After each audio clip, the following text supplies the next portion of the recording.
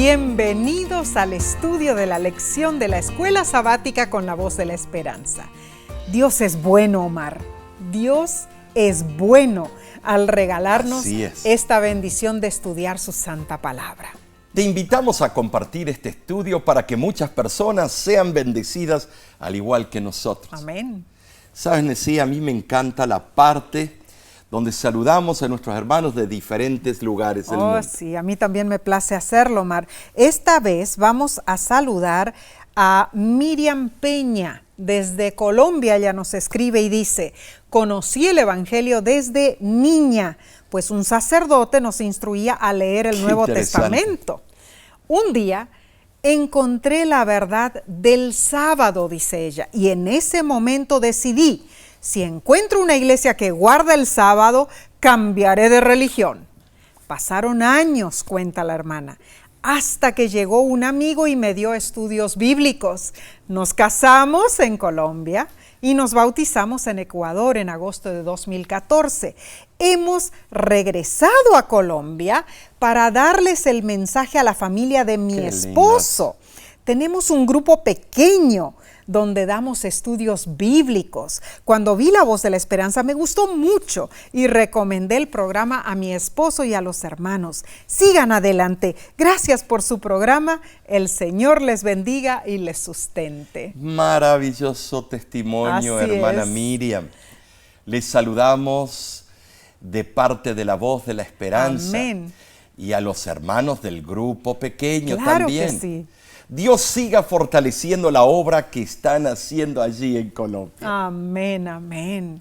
Bien, Omar, esta semana repasaremos la lección número 8 para el 19 de agosto 2023, titulada Vidas moldeadas por Cristo y palabras inspiradas por el Espíritu. Tremendo. Este será un tema ameno y muy interesante. Elevemos una oración a nuestro Padre Celestial. ¿Qué te parece? Amén. Padre que moras en los cielos, he aquí estamos delante de tu presencia, reconociendo que tú eres todo para nosotros. Pedimos, Padre, que nos ilumines, nos des la sabiduría del entendimiento. Ayúdanos, Señor, a no solamente entender el mensaje, sino ponerlo por obra. Amén. Y esto, oh Padre, te agradecemos en el nombre de tu Hijo amado, quien es el que salva, Cristo Jesús. Amén. Amén, amén.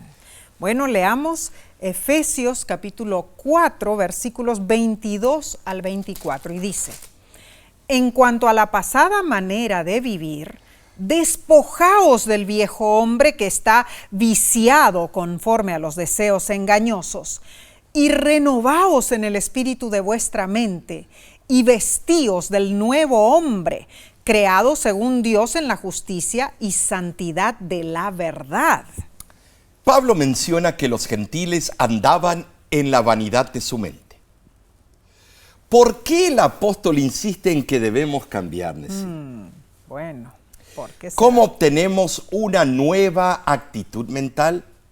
¿Dónde encontramos un nuevo yo? ¿Y por qué Pablo es tan específico en lo que debemos y no debemos hacer? Bueno, la lección nos cuenta una historia. Nos cuenta de José Antonio. José Antonio vivía por años en las calles de Palma, de Mallorca, en España, como vagabundo. Resulta que su cabello y su barba estaban completamente desordenados, ¿no? Y un día, Salva García, el dueño de una peluquería, se acercó y le propuso un cambio de imagen. José Antonio llegó al salón y el estilista cortó, tiñó, peinó los mechones enredados de su cabello y su barba también. Y luego recibió ropa nueva, Omar. Qué bien. Cuando José Antonio se vio frente al espejo, se emocionó. «Este soy yo», dijo, «me veo tan diferente, nadie me va a reconocer. Esto no ha cambiado mi apariencia, esto ha cambiado mi vida, dijo Qué él. extraordinario ejemplo. Sí. Pablo describe la antigua manera de vivir en Efesios capítulo 4, versículos 17 al 19. Así es. ¿Sabes, hermano? Debemos renunciar nuestra naturaleza pecaminosa. El manto de justicia de Cristo debe reemplazar nuestros trapos de inmundicia. ¿Estamos de acuerdo? La expresión el viejo hombre significa más que nuestras viejas acciones. Incluye nuestra mente en donde se originan nuestras acciones. El pecado es un factor que desintegra. Es un cáncer que crece en nuestro cuerpo espiritual. Si percibiéramos la corrupción que nos acarrea el pecado, lo veríamos como es en realidad, algo espantoso. Sin embargo, el engañoso carácter del pecado se oculta, esclavizándonos. Promete felicidad, pero causa desgracia. Promete libertad, pero esclaviza. Promete inmunidad de los resultados de hacer el mal, pero solo trae destrucción. El pecado es intruso, destruye la pureza de la creación de Dios. En nuestra alma hay una profunda grieta que solo puede ser cerrada por el poder restaurador de Jesús. ¿Sabes, Nesí? Esa renovación no es un cambio superficial de opinión ni la aceptación de un nuevo concepto doctrinal. Se trata de un cambio total. Amén. Que afecta la naturaleza de la mente y los principios que la gobiernan. Pero esto no lo podemos hacer por nosotros mismos. Dios es el poder activo de esta nueva creación. Amén, amén. Ahora, esta transformación nunca se efectúa sin nuestro consentimiento y nuestra cooperación. Claro. Por medio de la obra del Espíritu Santo en el nuevo nacimiento y por medio de la santificación, el viejo hombre puede ser recreado a semejanza de Cristo. Y Pablo argumenta, hermanos, que el creyente ha experimentado una transformación completa. Se ha despojado de su antiguo yo y ha abrazado una nueva identidad. Pero algo parecido al cambio de José Antonio no es una mera transformación externa. Incluye ser renovados en el espíritu de nuestra mente, adoptando la justicia y la santidad. Esa es la verdadera transformación. En la literatura griega se emplea la palabra teleios para describir a los animales perfectos para el sacrificio. También se emplea la palabra teleios para describir a hombres que están física e intelectualmente maduros. La madurez espiritual es la meta que Dios desea para nosotros. Sin embargo, no es una impecabilidad absoluta e instantánea. Sí, la santificación es una obra progresiva de toda la vida hasta que Cristo tire el incensario a tierra. Y es obra progresiva y constante, ¿no es cierto? Constante. La verdad, todos los días de tu vida. La verdad, Omar, que Pablo nunca se contenta con dejar sus perspectivas cristianas en el ámbito teórico, ¿no es cierto? No. Él quiere asegurarse de que los principios que él aconseja se pongan en práctica, ¿no es cierto? Definitivamente quiere que no haya ninguna confusión acerca de lo que los cristianos deben o no deben hacer. Aprenderemos muchísimo esta semana, hermanos. Pasemos a la lección del domingo 13 de agosto, titulada La espiral descendente del pecado. Me gusta este título, sí, porque sí es una espiral descendente. Es cierto. En Efesios capítulo 4, del 17 al 32, Pablo desea proyectar que nuestra forma de vivir está directamente relacionada con la unidad de la iglesia. Sin Cristo vagamos por la vida descuidadamente con nuestro entendimiento entenebrecido, sin propósito ni esperanza. Bueno, Romanos 1, 21 al 32 traza un cuadro de depravación que sobreviene cuando el hombre se abandona a su vana imaginación. Oh, sí. ¿Sabes, hermano? Esa degeneración ocurre en el centro rector, la mente, hasta el extremo de que las facultades racionales se entregan a la concepción de ideas mal orientadas y dicen que la sociedad debe apoyarlas.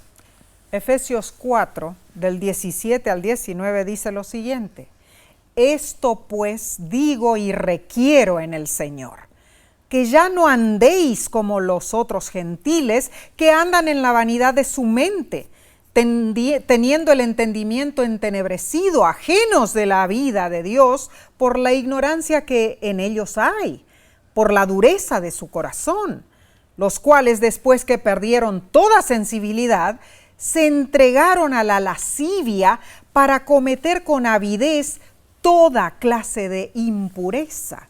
Muy bien, esto sí retrata una espiritualidad indiferente y obstinada.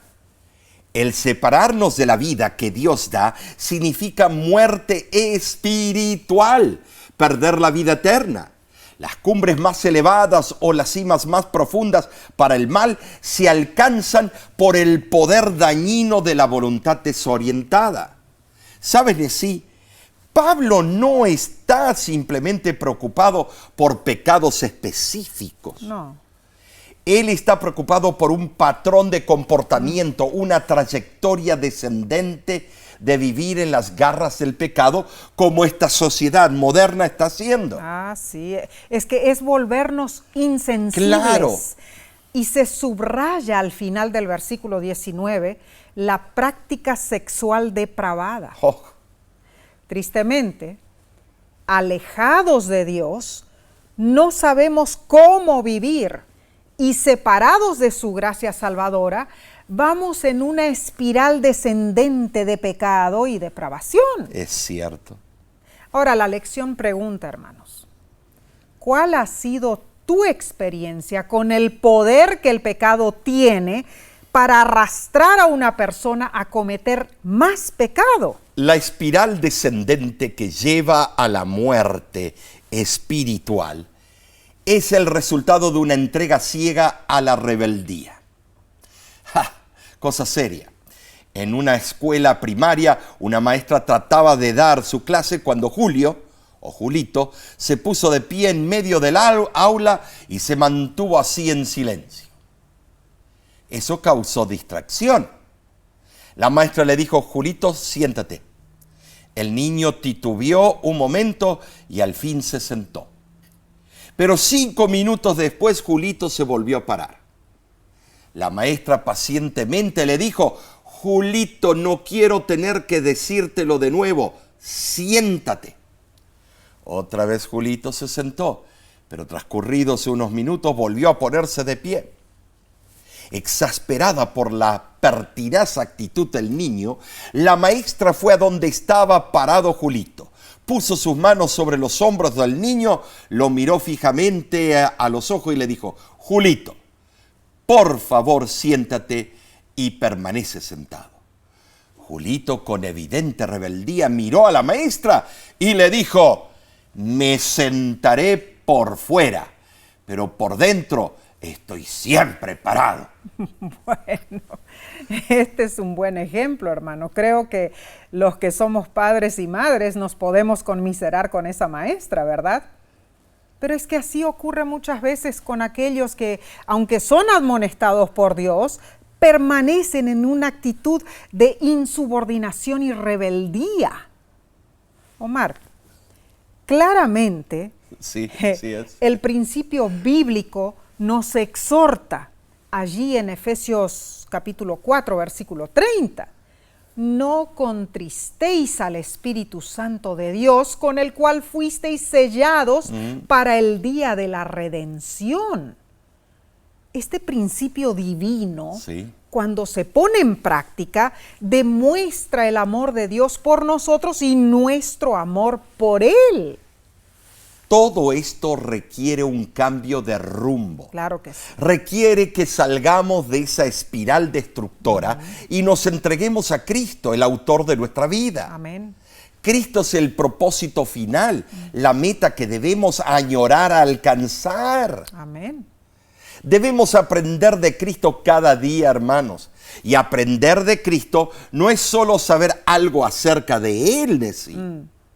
Es relacionarnos íntimamente con Él como nuestro sacerdote, nuestro rey, nuestro abogado, nuestro mediador y nuestro salvador. ¡Wow! ¡Cuán cierto, Omar! Amén. Cuando Jesús dijo, aprended de mí, Mateo 11:29, se estaba presentando a sí mismo como el ejemplo.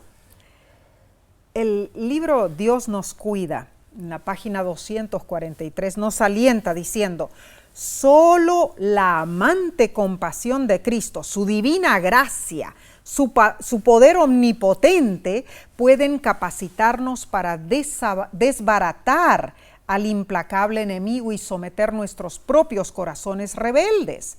¿Cuál es nuestra fuerza? El gozo del Señor. Al contemplar a Cristo con el propósito de llegar a ser semejante a Él, el buscador de la verdad ve la perfección de los principios de la ley de Dios. Libra una batalla contra los rasgos de Satanás. El Salvador lo fortalecerá y lo ayudará cuando se acerque suplicando gracia y eficiencia. Tremendo. Qué impresionante cita. Amén, amén. Ciertamente el impulso de nuestra voluntad, vitalizado por el poder de Jesús, se dirige hacia las cosas celestiales. Amén. Porque las cosas celestiales pertenecen a Cristo y a la vida eterna. Gloria a Dios. En cambio, las cosas terrenales tienen que ver con el programa instaurado por Satanás en su rebelión contra Dios, y de estas debemos apartarnos por completo. Claramente nuestra vida debe ser inseparable de la de Cristo. La verdad tal como es en Jesús significa que sí podemos despojarnos del viejo yo. Amén. Todos podemos reconocer el viejo yo. Así es. En términos de nuestros pensamientos erróneos. Claro. Y nuestros puntos de vista egocéntricos, ¿verdad? El nuevo yo no es como un robot subordinado o absorbido por la voluntad divina, hermanos. El nuevo yo es lo que se suponía que siempre debíamos ser. Seres vivientes correctamente motivados, haciendo lo que es bueno. Amén. Tremendo, tremendo estos consejos. Seguiremos estudiando en unos segundos, hermanos. No se vayan.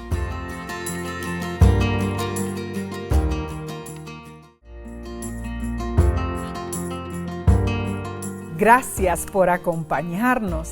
Estos conceptos despiertan nuestro entendimiento, ¿no es cierto? Amén. Analicemos la lección del lunes 14 de agosto titulada Un cambio de ropa dramático.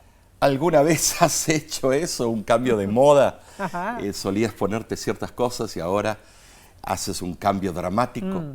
El principio de cambio de ropa es espiritual, pero se manifiesta en lo práctico. Cierto. Mientras avanzamos de gloria en gloria y cambiamos lo viejo por lo nuevo, hay un periodo de prueba. Sí. Pero cuando finalmente desechamos lo viejo y aparece lo nuevo, el resultado es radiante. Ocurre un testimonio de transformación. Ahora, Nesí, ¿qué te parece si leemos Efesios capítulo 4 y versículos 20 al 24 y tratemos de extraer el mensaje Vamos a ver, aquí intrínseco? dice así: Mas vosotros no habéis aprendido así a Cristo, si en verdad le habéis oído y habéis sido por él enseñados conforme a la verdad que está en Jesús. En cuanto a la pasada manera de vivir, despojaos del viejo hombre que está viciado conforme a los deseos engañosos, y renovaos en el espíritu de vuestra mente, y vestíos del nuevo hombre, creado según Dios en la justicia y santidad de la verdad. La construcción sintáctica griega aquí presenta una condición real, hermanos. Sí. Los efesios habían oído las enseñanzas de Jesús. Cierto. Y estaban moralmente dispuestos a obedecerle. Pablo aboga por la adopción de una vida moldeada por Cristo. Amén. Estar convertido se centra en una conexión personal con Cristo. Es algo vívido. Muy cierto. Ahora, lo que nos conecta con Cristo no es tanto una especulación filosófica o teológica de Él, sino una íntima relación personal con nuestro Redentor y la recepción de su gracia. Oh. Pero, al reconocer que Jesús está vivo en nosotros, somos moldeados por sus enseñanzas y por su ejemplo, hermanos. Amén. O sea, lo que hacemos es abrir el libro de nuestra vida para que Él nos transforme y nos guíe por medio del Espíritu Santo. ¿Cómo logramos esto? Bueno, haciendo un cambio de ropa dramático. Vivimos en una sociedad consciente de la moda. Por la televisión, las redes sociales, las revistas y periódicos, somos bombardeados por dos fotografías en particular. La persona de antes, descuidada y sin atracción, y la persona de después, hermosa y llamativa. Esto es muy cierto. Yo creo que tú lo ves a menudo, ¿verdad? La meta de todo esto es obtener un nuevo yo, para comenzar a sentirte, diferente por dentro y también por fuera, para que los que te rodean, o sea, tu esposo, tu esposa, tu familia, amigos, compañeros de trabajo, todos puedan verte como un nuevo hombre o una nueva mujer. Omar, esto me hace recordar cuando visitamos Cuba. Sí. En aquella gira que tuvimos de La Voz de la Esperanza, ¿te acuerdas? Entregamos diplomas de cursos bíblicos a más de 25,000 personas. ¿Qué experiencia fue esa? Impresionante. ¿No es cierto? Miles de almas se bautizaron. Visitamos 17 ciudades en esa hermosa isla del Caribe. Y allí conocimos a Manuel. ¿Te acuerdas de Manuel, Omar? Me acuerdo muy bien. Oh, Manuel. Risueño, me dijo, pastor, por favor, regáleme uno de sus trajes. Cierto. Le respondí, Manuel, un traje mío te va a quedar demasiado grande. Pueden entrar 2 Manueles. Pero esto no lo desanimó. Cada día mientras avanzábamos a través del territorio cubano, Manuel me repetía, pastor, no se olvide de darme su traje. El último día, al regalar toda la ropa que habíamos llevado, me aseguré de reservar un traje con camisa y corbata para Manuel. Así fue. Nunca voy a olvidar su expresión. No. Me dio un gran abrazo, tomó la ropa y corrió a cambiarse. Así fue. En segundos regresó, saltando de alegría y presumiendo. Dijo, pastor, ya no quiero mi ropa vieja. Me encanta este traje. Es mi primer traje. Me siento como un nuevo hombre. Lo que sí parecía, Ay, Manuel. bueno es una ballenita mamut. Todo le quedaba grande, hermanos. El pantalón parecía un campanario, pero él Sí. lo sujetó con un cinto. El saco le sobraba en los hombros y en los brazos. Y él se lo remangó. Se lo remangó. Él lo lucía con una alegría tan cristalina que nos llenó de emoción. ¿Saben, hermanos? Esta es la idea de Pablo, cuando dice que nos despojemos de nuestra antigua naturaleza y nos revistamos de la nueva en Cristo.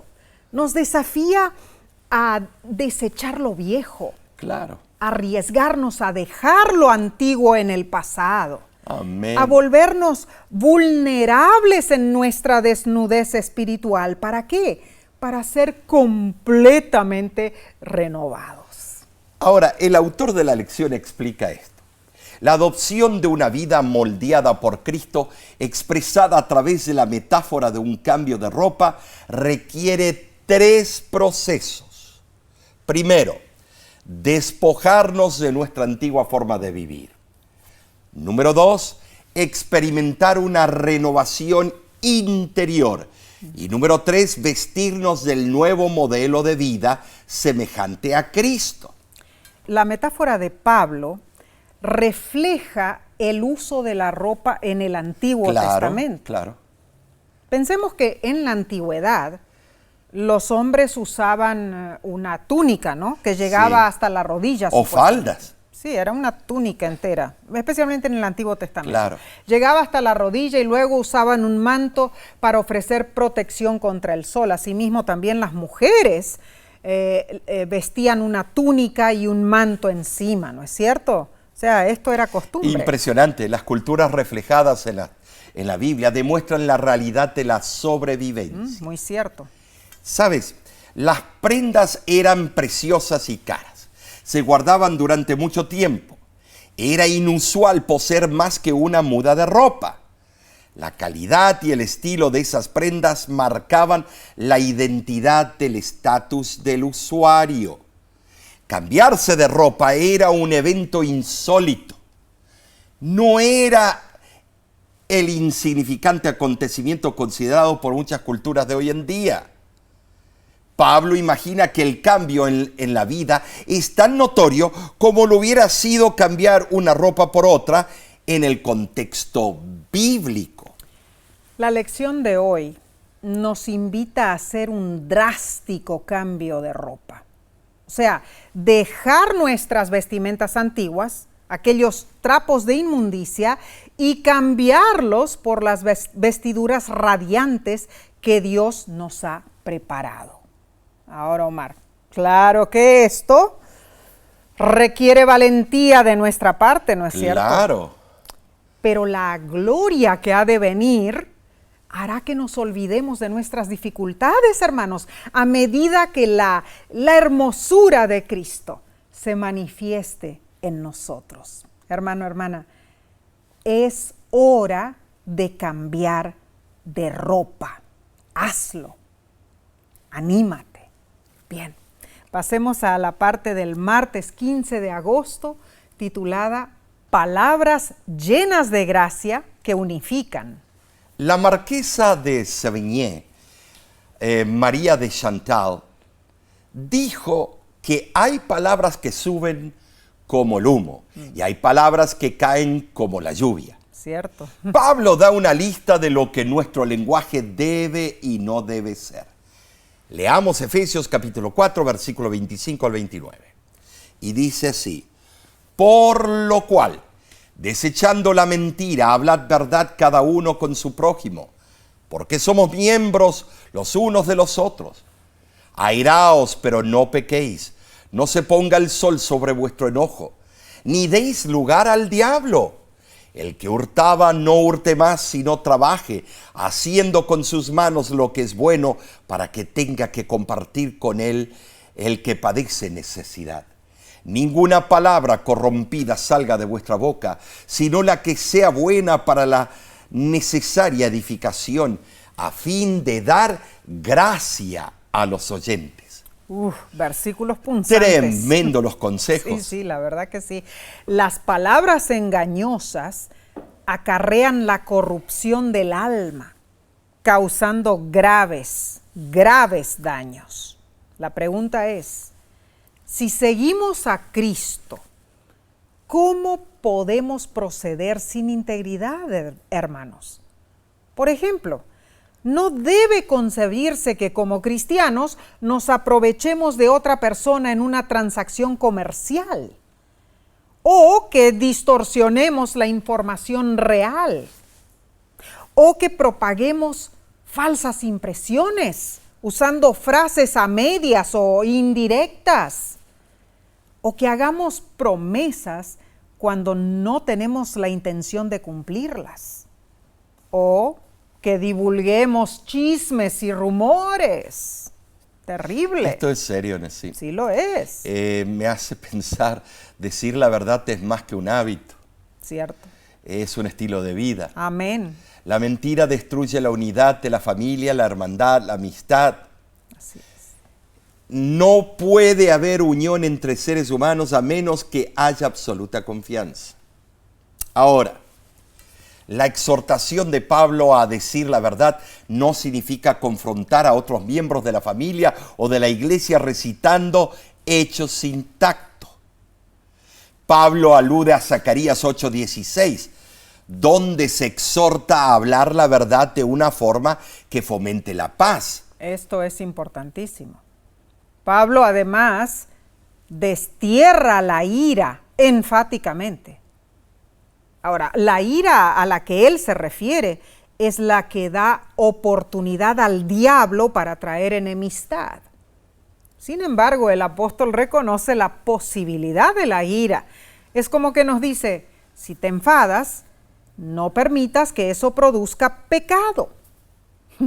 Omar, parece que, bueno, el papel de una justa indignación es estimularnos a batallar contra el pecado, ¿no es cierto? Bueno, sí, tiene dos caras.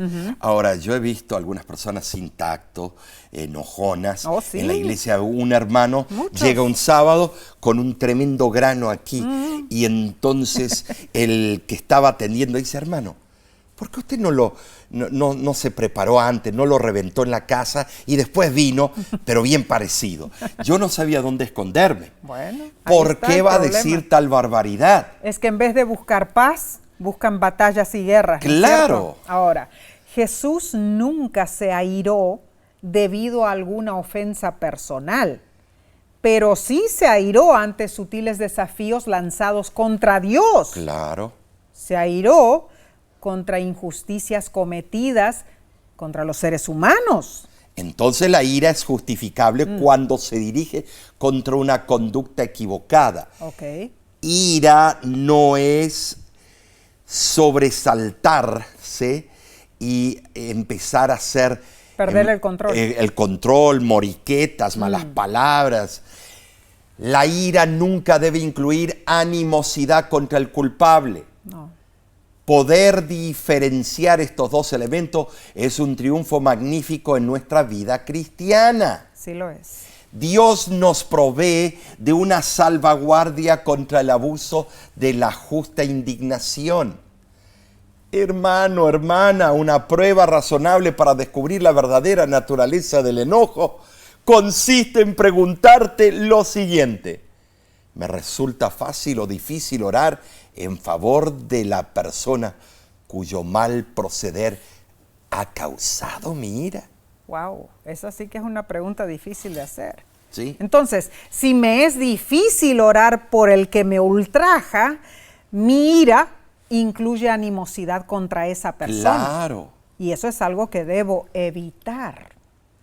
Tremendo esto, Omar. Bueno, luego de esto, hermanos, Pablo habla sobre el hurto. Además del acto directo de apoderarse de la propiedad ajena, existen otras formas en las cuales podemos cometer este pecado. Por ejemplo, hurtamos cuando hacemos una transacción comercial fraudulenta o astuta. ¿Estás de acuerdo conmigo? El robo se esconde tras muchos disfraces, solapados, pero siempre es una violación del mandamiento básico de amar a nuestro prójimo. Y quizás se puede discutir si el robo es causa o efecto de la holgazanería, pero definitivamente el trabajo es su remedio. ¿Saben así? Lo cierto es que un hábito que se abandona debe ser reemplazado por otro. Importante. El ocio y el robo tienden a marchar juntos, mientras el trabajo y la honradez comúnmente tienden a ir de la mano. Así es. Pablo dio un ejemplo de trabajo manual en Hechos 20:34. La idea es imitar a Cristo, quien trabajaba en la carpintería. Claro que sí. Es que el trabajo honrado, Sí. sea físico o mental, es esencial para nosotros. Ningún cristiano debe ser mantenido por otros hermanos si puede sostenerse a sí mismo. En el trabajo arduo hay valor terapéutico. Entonces, la instrucción paulina es psicológicamente correcta y espiritualmente verdadera. Pero no debemos ganar dinero solo para ganarlo, hermanos. Hay muchos que no pueden sostenerse por su edad avanzada o debido a estar incapacitados, y esto da la oportunidad de demostrar la unidad. Es un privilegio dar a los necesitados. En otras palabras, la remuneración del trabajo honrado debe ser recibida y repartida dentro del espíritu de la mayordomía cristiana. Sabes, hermano, después de haber cumplido nuestra obligación con la sociedad de sostenernos a nosotros mismos, trabajamos para poder ayudar a otros. Así es. Finalmente, Pablo se dirige a las conversaciones vulgares y nocivas. Oh, sí. Las palabras impuras revelan un corazón corrompido, porque de la abundancia del corazón habla la boca. Las palabras vulgares, las bromas, obscenidades, las conversaciones frívolas e intranscendentes deben estar ausentes de nuestra vida. Claro, claro. Ahora, no basta que nos abstengamos de un lenguaje impropio. Nuestras palabras deben ser constructivas y útiles. Así es. Pablo explica que una sana conversación exhibe 3 criterios. Es buena para la edificación, se adapta a la ocasión y da gracia a los que la oyen. Ojalá todas nuestras conversaciones sean así, ¿no es cierto? Estamos siendo exhortados, hermanos, por la palabra de Dios. Continuaremos en unos segundos.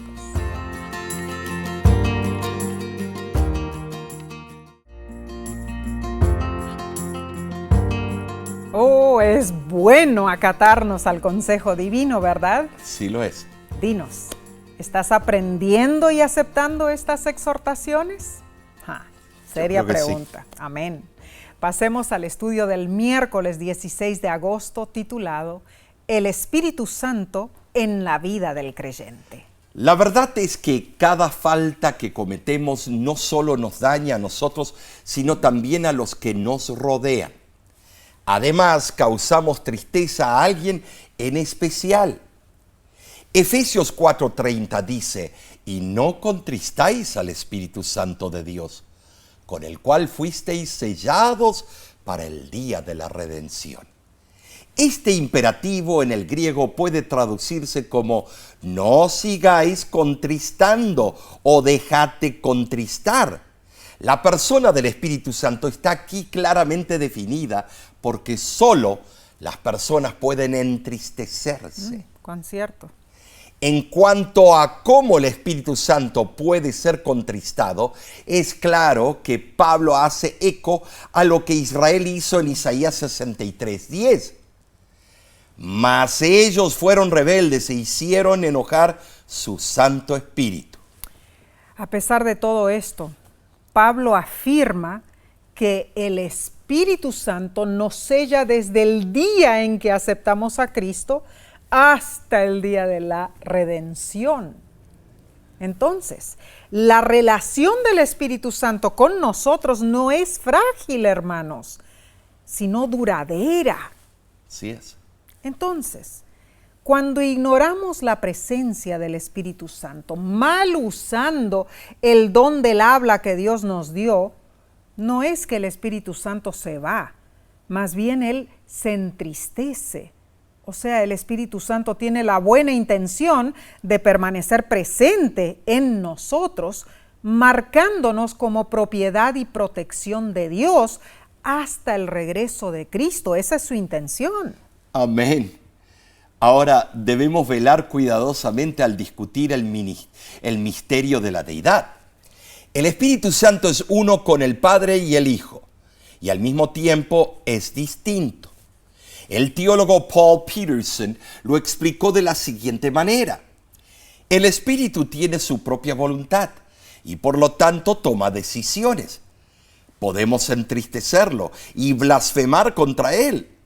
Esas expresiones no son propias de un mero poder o influencia, sino que son características de una persona. ¿Es entonces el espíritu una persona como tú y como yo? No. Usamos terminología humana limitada para describir lo divino, y el espíritu es lo que los seres humanos nunca pueden ser. Muy buena explicación, en verdad, la de este teólogo. Entonces, claramente, el Espíritu Santo vive en un contacto tan íntimo con nosotros que se dice que nuestros actos lo afectan. Esto es impresionante, hermanos. Compartimos la vida con un miembro de la deidad, quien está comprometido con nosotros en una relación duradera que no cesa hasta el tiempo del fin. Omar, esto es maravilloso. Maravilloso. Es grandioso. Pero aquí viene la pregunta. Sabiendo esto, hermanos, ¿cuál debería ser nuestra respuesta a esta asombrosa verdad? Se espera que perseveremos para así ser glorificados. Amén. Y esto solo ocurrirá si mantenemos firmes hasta el fin nuestra confianza y el gloriarnos en la esperanza. Encontramos eso en el libro de Hebreos. Debemos siempre recordar que es posible pecar contra el Espíritu Santo y así perder el derecho a la redención. El pecado imperdonable es la culminación de una serie de actos que contristan al Espíritu Santo.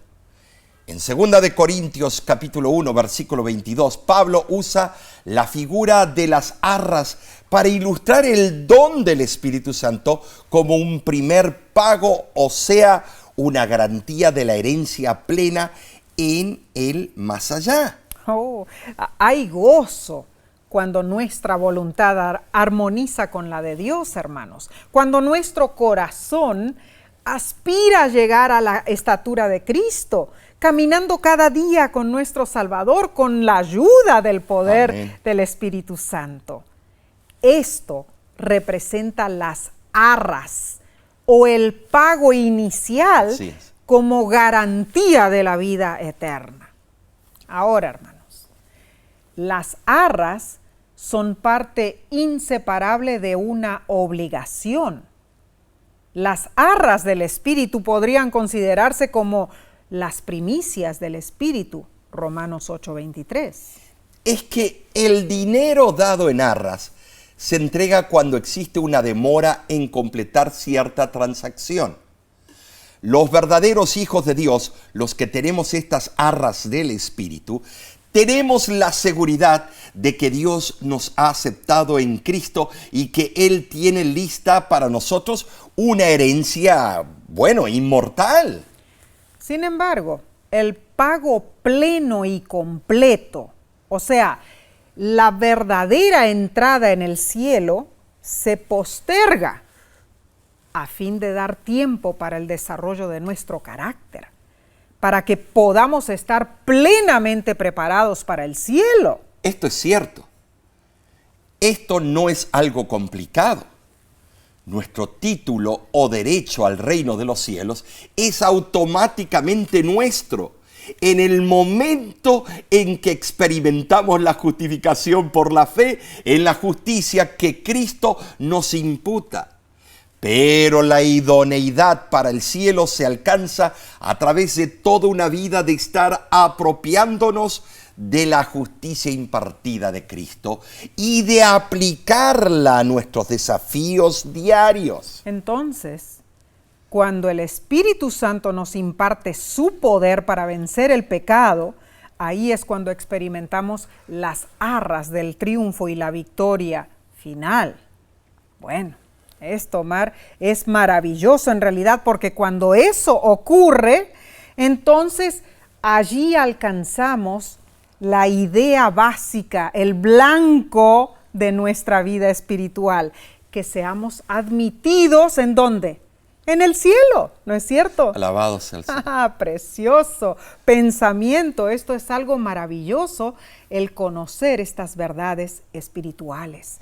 Dios nos ayude, hermanos, Amén, a asimilar estas verdades y ponerlas en práctica. Bien, vayamos al estudio del jueves 17 de agosto, titulado, Bondad, no amargura. el día de la redención se acerca. Amén. Teniendo esto en mente, ¿qué actitudes y comportamientos debemos descartar y qué actitudes y comportamientos debemos adoptar? Wow. Leamos Efesios capítulo 4, versículos 31 y 32.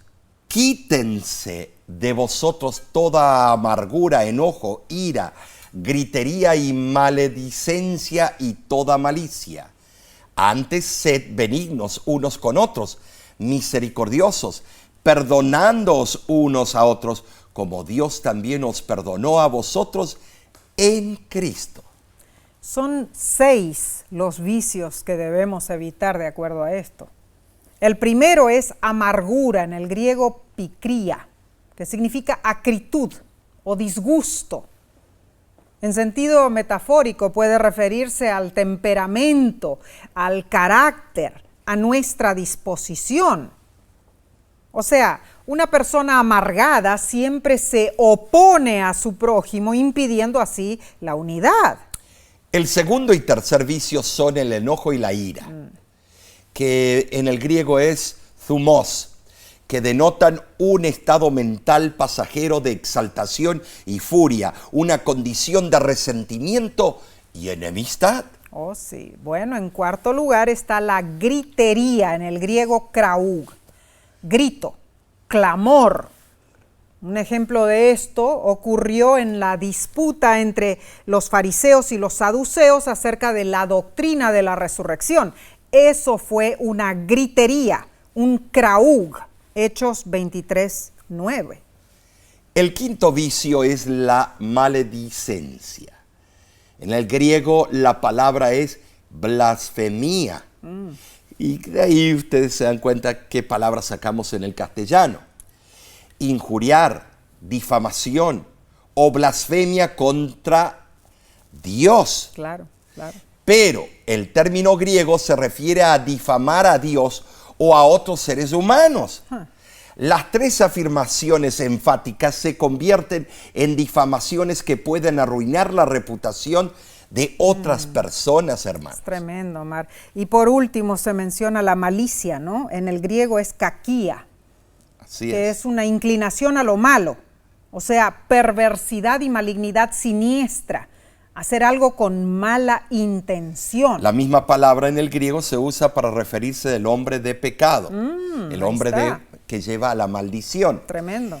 Percibimos un orden natural en esta lista de Pablo. O sea, la amargura fácilmente se convierte en enojo explosivo y arrebatado. El enojo se transforma en ira persistente. La ira conduce a la gritería vulgar y la gritería a menudo está acompañada de injurias o difamaciones. Tremendo.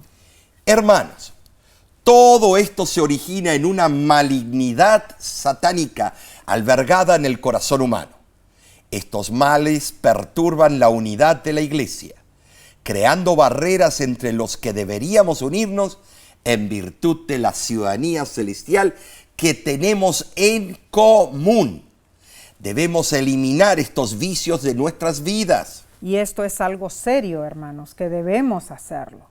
Pero la lista negativa de Pablo es seguida por una lista positiva de buenas cualidades. Debemos ser benignos, dice él en el griego, Christos, o sea, gentiles, bondadosos. Este es un fruto del Espíritu, Gálatas 5:22. La benignidad es lo opuesto a la malicia. Nuestra conversión transforma la malicia en benignidad mediante una alquimia espiritual. Luego, Pablo enfatiza que debemos ser misericordiosos. compasivos, considerando con ternura las debilidades y necesidades de otros.